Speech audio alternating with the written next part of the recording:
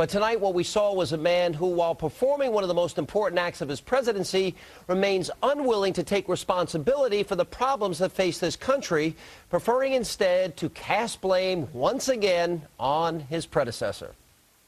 By the time I took office, we had a one-year deficit of over $1 trillion and projected deficits of $8 trillion over the next decade.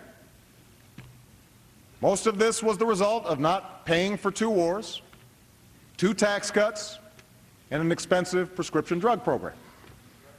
On top of that, the effects of the recession put a $3 trillion hole in our budget.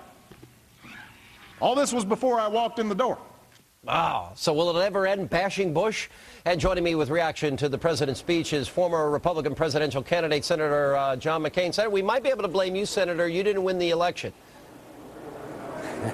No, I didn't, Sean. But what we're hearing tonight is the Biob. Let's call it that from now on. Blame it on Bush. Whatever has gone wrong, let's blame it on Bush. And I think people of Massachusetts last Tuesday pretty well rejected that line of conversation. And you just mentioned a couple of things real quick. He asked the Republicans to be involved in health care.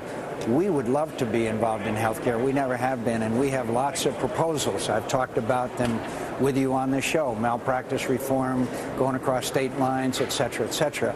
But the earmarking one was also interesting in that we will now solve the problem of earmarking by going to a web page. And finally, again, if you freeze for next year, that can cut about $15 billion. At the same breath, practically, he called for another, quote, jobs bill, which would be somewhere between $82 and $115 billion additional to the deficit.